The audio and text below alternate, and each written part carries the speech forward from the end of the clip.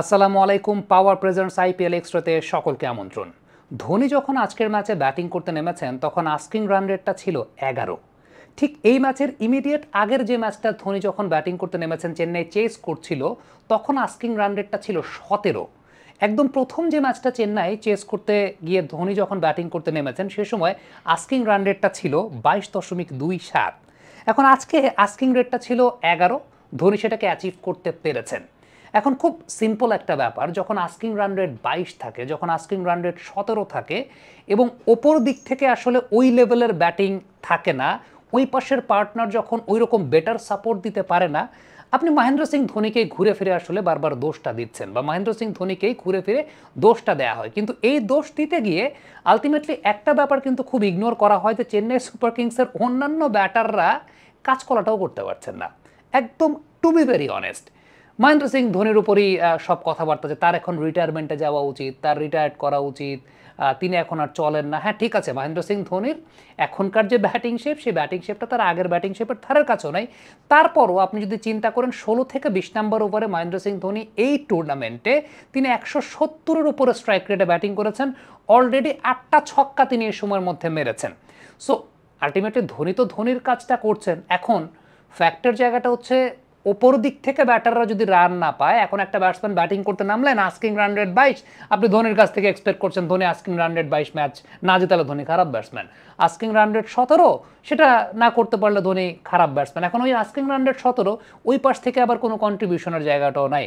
এখন আজকে asking run rate 11, Shivam Dube যেরকম স্ট্রাগল করে ব্যাটিং করছিলেন, ধোনি যদি ওই ছোট্ট কন্ট্রিবিউশনটা না করতেন, ওই কন্ট্রিবিউশনটা না করলে চেন্নাই সুপার কিংস আজকেও ম্যাচ জেতে না। এখন আজকে সুবিধার জায়গাটা ছিল যে আজকে আস্কিং রান রেটটা একটা সহনীয় পর্যায়ে ছিল। এখন এই ব্যাটিংয়েই ধরেন যদি আজকে আস্কিং রান রেটটা 20 থাকতো, 17 থাকতো, 15 থাকতো, সেটা চেন্নাই সুপার কিংস ম্যাচ জিততো না, আপনি দোষ দিতেন ধোনির। বাট ওই পাশ থেকে শিবম দুবে যে একটার পর একটা বল আলটিমেটলি তিনি যথোপযুক্ত ট্রিটমেন্ট দিতে পারছেন না, সেই জায়গাটায় কথাবার্তা কখনোই হয় নাই বা সেই জায়গাটায় কথাবার্তা হবে না। দিন শেষে প্রবলেমটা আসলে কি, প্রবলেমটা হয় কি আসলে এটা একটা হিউম্যান সাইকোলজির জায়গা। হিউম্যান সাইকোলজিটা হচ্ছে যে ব্যক্তি যত বেশি সফল, যে ব্যক্তি যত বেশি সফল, আপনি তারা তত বেশি হিংসা করেন এবং আপনি তার হিংসা করেন দেখে আপনি তার তত বেশি খুদ বের করার চেষ্টা করেন, সে বসে থাকলেও তার খুদ বের করার চেষ্টা করেন। ফ্যাক্টর জায়গাটা আসলে এইটা হয়।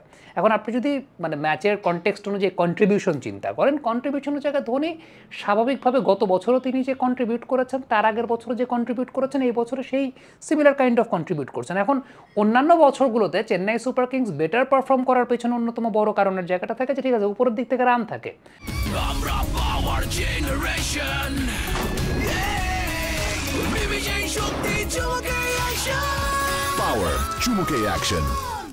চেন্নাইয়ের সবচেয়ে বড় সমস্যার জায়গা যেটা 2019-20 সালের পর থেকে, ওই যেটা বলছিলাম যে সুরেশ রায়না, আম্বাতি রাইডু কিংবা আপনি রবিন উথাপ্পা, তারা পিক ফর্মে থাকতে যে সাপোর্টটা ওই জায়গাটা থেকে দিতেন, বা ফাফ ডুপ্লেসিরা পিক ফর্মে থাকতে যে সাপোর্টটা দিতেন, ওই সাপোর্টের জায়গাটা আসলে চেন্নাই সুপার কিংস পায় না। ইভেন এর আগের সিজনেও যদি চিন্তা করেন ঋতুরাজ গায়কোয়াড এবং ডেভন কনওয়ে তারা যে সাপোর্টটা দিয়েছেন, দেন ধোনির কাজের জায়গাটা ওই ফিনিশিং টাচ দেওয়াটা। এখন ফিনিশিং টাচ দেওয়ার জন্য আলটিমেটলি আপনার আস্কিং রান রেটের একটা সহনীয় জায়গা থাকতে হবে। এখন অবশ্যই সহনীয় জায়গা ধরেন, অসহনীয় জায়গা থাকলে তখন যেটা হয় একজন ব্যাটসম্যান পারেন না, কন্ট্রিবিউশনটা তার পার্টনারের কাছ থেকে কন্ট্রিবিউশনটা লাগে।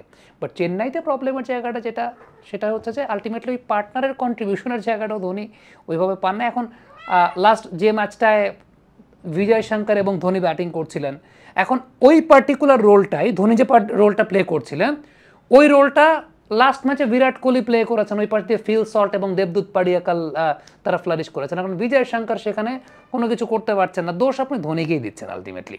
এখন ওই যেটা বললাম যে হ্যাঁ, ওই একটা ম্যাচ যদি আপনি চিন্তা করেন ঠিক আছে ওই দিন ঠিকঠাক মতো হয় নাই, আরেকটা ম্যাচ যেটা 17 আস্কিং রেটে দরকার ছিল, সেদিনও ধোনি 3টা ছক্কা মেরেছেন, তার স্ট্রাইক রেটটা ছিল প্রায় 200-র কাছাকাছি বা 200-র উপরে। সো উনি ওনার কন্ট্রিবিউশনের জায়গাটা করছেন, ওনার কাছ থেকে এখন আপনি যে কন্ট্রিবিউশনটা পাচ্ছেন সেই কন্ট্রিবিউশনটা অনেক বড় কন্ট্রিবিউশন, সেই কন্ট্রিবিউশনও শেষের দিকে অনেকে এসে করতে পারে না। বাট ফ্যাক্টের জায়গাতে হচ্ছে ওই কন্ট্রিবিউশনটা আপনার কাছে খুব বেশি কার্যকরী মনে হচ্ছে না, বিকজ অফ উপরের দিক থেকে রান আসছে না বা তার পার্টনারও তাকে ওইভাবে সাপোর্ট দিতে পারছেন না। সো ফ্যাক্টের জায়গাটা আসলে এইখানে, ওই মানে সবাই খারাপ খেলে দোষ আসলে মহেন্দ্র সিং ধোনির। এটা একটা টোটালি হিউম্যান সাইকোলজির ব্যাপার। হিউম্যান সাইকোলজি হচ্ছে যে মানুষটা অনেক সফল থাকে, যে মানুষটা সবচেয়ে বেশি সফল থাকে, তার পেছনেই মানুষের দেখা যায় যে হিংসা প্রবৃত্তি কাজ করে। এখন ফ্যাক্ট আমি একদম একটা কথা বলি, সেটা হচ্ছে যে একদম হিউম্যান নেচার। কাউকে যদি আজকে আমি প্রশংসা করি, একটা গ্রুপ দাঁড়িয়ে যাবে তার খুদ বের করার জন্য, একদম একদম ধরেন দাঁড়িয়ে যাবেই। এটা একটা হিউম্যান সাইকোলজি, হিউম্যান নেচার। ও এত ফেমাস থাকবে কেন, ওরে মানুষ এত ভালো বলবে কেন, বা ও এই পর্যায়ের কেন, এমন এটা এটা হয়, এটা হিউম্যান সাইকোলজির ব্যাপার, এটা হিউম্যান নেচারের ব্যাপার। এই কারণে ম্যাস পিপল আর সফল পিপলের মধ্যে ডিফারেন্সিয়েটের জায়গাটা আসলে থাকে। সো এটা আমার কাছে, এটা একান্তই আমার ব্যক্তিগত মতামতের জায়গা। সো আলটিমেটলি আজকে ধোনি যখন ব্যাট করতে নেমেছেন, আস্কিং রান রেটটা 11 ছিল, ধোনি তার কন্ট্রিবিউটটা করেছেন এবং চেন্নাই ম্যাচ জিতেছে। বাট আজকে যদি আস্কিং রান রেট 15 থাকতো, শিবম দুবে ওই পাশ থেকে যে ব্যাটিংটা করেছেন, এই ব্যাটিংটা করলে আলটিমেটলি চেন্নাই ম্যাচ জিততে পারতো না। বাট দিন শেষে দোষটা আপনি ধোনিকেই দিতেন। কমেন্ট বক্সে আপনাদের মন্তব্য মতামত জানতে চাই।